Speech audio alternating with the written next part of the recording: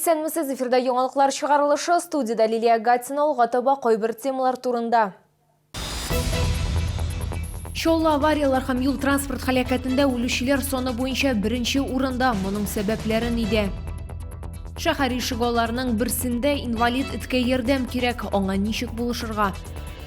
Шатлык яшьләр үзәгендә капиталь ремонт тамамланды. Иҗади майданчык нинди үзгәрешләр кичергән?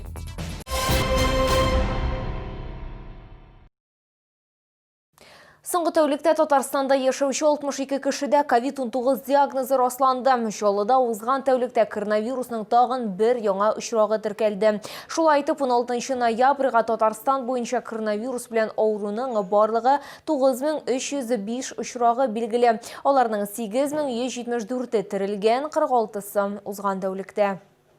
Татарстанда җәмәгать туклануы биналарының эш сәгатьләрен озайттылар. Мондый карарны республика президенты Рөстәм Миңнеханов игълан итте. Җәмәгать туклануы предприятиеләре мөрәҗәгатьләре буенча эш сәгатьләре 23 сәгатькә кадәр түгел, 24 сәгатькә кадәр дәвам итәчәк дигән карар кабул ителде. Без мондый карарны кабул итәбез, әмма таләпләр үтәлергә тиеш дип билгеләп үтте президент. Катгый чаралар ярдәмендә һәм аларны үтәгән очракта яңа елда биналарның ябылмыйча эшләүләренә ирешергә тиешбез. Исегезгә төшерәбез, элек җәмәгать туклануы биналары яңа чикләүләр кертелгәч, 23 сәгатьтән соң ябылырга һәм иртәнге 6-да ачылырга тиеш иде.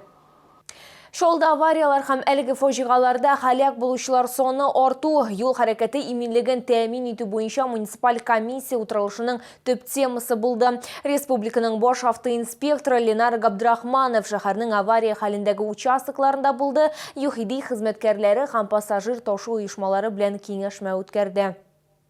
Чаллы буенча авариялар еш була торган барлыгы 14 урын теркәлгән. Татарстан буенча андый урыннар 101. Куркынычсыз һәм сыйфатлы автомобиль юллары проекты буенча аларны киметү буенча эш алып барыла. Эш визиты кысаларында Ленар Габдрахманов Раскольников урамы һәм Халыклар дуслыгы проспекты киселешендәге участокны карап чыкты. Узган ел гына да бирдә 3 юл транспорт һәлакәте булган. Федераль проект буенча бирдә юл конструкцияләнде. Полностью изменили организацию движения на этом перекрестке. Плюс установили светофоры. Значит, после тех мер, которые были приняты на этом месте концентрации ТП, дорожно-транспортных происшествий более здесь зафиксировано не было. Это самый первый признак того, что те меры, которые были предприняты, являются эффективными. Куркыныч юл участокларын карап чыкканнан соң муниципаль комиссия утырылышы булды. Аның төп темасы чалда аварияларның һәм юл транспорт һәлакәтләрендә һәлак булучылар санын артуы. Аерым игътибар пассажирлар ташу өчен оештыруга юнәлдерелде. Быел гына да 20 юл транспорт һәлакәте теркәлгән. Аларда 30 кеше төрле дәрәҗәдәге җәрәхәтләр алган. Табыш артыннан куып шоферлар кешеләр иминлеге турында уйламыйча юл хәрәкәте кагыйдәләрен бозалар дип билгеләп үтте Радик Адиков. За этот год о пассажирской перевозке привлекались к ответственности водители 2188 раз, должностных и юридических 17 раз. То есть действительно со своей стороны мы эту тему постоянно держим на контроле, но пока ВОЗ и не там. Здесь я как бы сразу проговорю, Фарид Шайбхатович, проблема частных перевозок, она есть, была и остается, но, как жители уже отмечают, все-таки малогабаритные автобусы являются очень маневренными, динамичными, потенциально опасные по сравнению с большими автобусами, которые у нас до этого курсировали. Чаллыда юл транспорт һәлакәтләрен профилактикалау эше балалар бакчаларыннан башлап алып барыла. Моңа Бәләкәч балалар бакчасында урнашкан автошәһәрчектә булганнан соң Ленар Габдрахманов та инанды. Татарстан Республикасы буенча ЮХИДИ идарәсе башлыгы билгеләп үткәнчә, әлеге мәктәпкәчә учреждение балалар транспорт хәрәкәтләренә бер тапкырда эләкмәгәннәр. Посмотреть на стороны и потом убедиться, есть машина или нет. Переходить надо на зеленый цвет. Ленар Габдрахманов балалар бакчасына 4 велосипед бүләк итте. Лилия Гатина, Ленар Солтанов, яңалыклар. Ярдәм итегез, шундый үтенеч белән безнең редакциягә битараф булмаган шәһәрдәшебез мөрәҗәгать итте. Аның сүзләренчә 62-нче бистәдә бер аяксыз эткә ярдәм кирәк. Шәһәрдәшебез әлеге салкын кышны кичерә алмас дип борчыла. Урынга безнең төшерү төркеме чыкты. Балалар бакчасы верандасы астындагы жер әзгенә уелган һәм бу кичкенә генә инвалид эт өчен йокы урынына әверелгән. Бердә ул иртә яздан ук яши башлаган дип сөйли Тамара Попова. Ул көн саен хайванны ашатырга йөри. Весной она появилась. Она с окровавленной этой ножкой тут вот бегала. Здесь она поселилась. И вот все тут носили. Летом уж жара, там и бутылки с водой, там уж, конечно, все ей наливали. Я ее тоже здесь вот шла, кормила. И он, какой-то местный из Орловки, что ли. И он сказал, что ей как будто погрузчиком, говорит, ей отдавила эту ногу. Эт кешеләрдән бик курка һәм аларны читләтеп узарга тырыша дип сөйли Чаллылы. Менә бүген дә безнең төшерү төркеме аны күрә алмады. Бортик Тамара Попова ясаган фото һәм видео гына бар. Хәтта аңа да эт бик сак карый һәм якын килми икән. Иди кушай, да, иди кушай, иди кушай, иди кушай. Ишек алдында яшәүчеләр мондый күрше булуга каршы түгел күрәсең. Хәтта балалар бакчасы җитәкчелеге дә веранданың өй сыйфатында кулланылуы игътибар итми. Тамара Попова сүзләренә караганда, бирдә яшәүчеләр этне ашата, тик барыбер дә хайванга ярдәм кирәк. Начальница ЖЭКа тут вот ходила, все, корми, тетя Тамара, ее корми, корми, вот.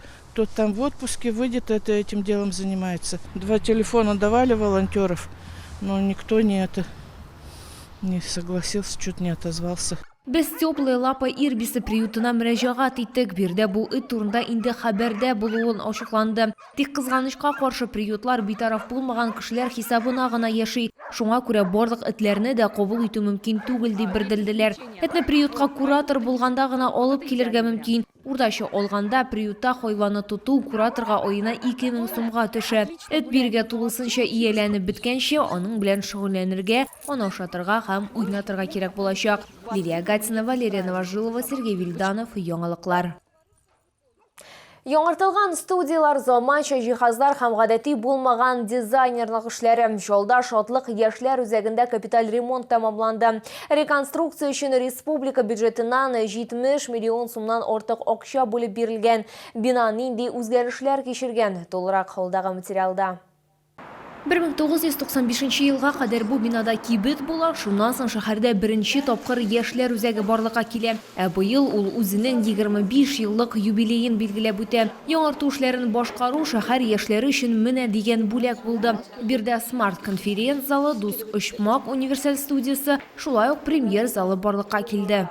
Для молодежного центра, конечно, это очень здорово, когда мы знакомим с работами вообще художников нашего города. Да, они видят, что есть такие ребята молодые, которые могут и рисовать, и фотографировать, и как это выглядит, когда это достойно, когда это на уровне, когда это качественно. Музыка һәм хореография залы яшьләрнең яраткан урыны. Тавыш яздыру студиясенә, акустик остаханәсенә, эстрада студиясенә, бию залына иртәнге 8-дән кичке сәгать 10-га кадәр килергә мөмкин. Хезмәткәрләр сүзләренә караганда, бу бүлмәләр буш тормый. Очень здорово, потому что хочется снимать какие-то видео, креативить, развивается творческое мышление. То есть ученики видят, насколько здесь классно, насколько здесь красиво и хотят больше творить и заниматься. Безумно нравится новый ремонт, потому что просто появилось новое оборудование. Работаешь в абсолютно глухом, хорошем помещении, и вот потом ты выпускаешь это на сцену, и ты звучишь абсолютно по-другому. Елның җылы вакытында балалар урамда кино карый алачак. Бары наушниклар, пуфиклар һәм проектор гына кирәк. Аның ярдәмендә фильм махсус әзерләнгән ак стенада трансляцияләнәчәк. Туңдырма кафеседә килүчеләрне кабул итәргә әзерләнә. Шатлык рәсми рәвештә үз ишекләрен декабрьдә ачырга планлаштырыла. Лилия Гатина, Диана Миллерова, Сергей Вильданов, Яңалыклар. Бу сезгә җиткерәсе соңгы мәгълүматыбыз иде. Мин Лилия Гатина сезнең белән сау булашам. Исән-имин булыгыз.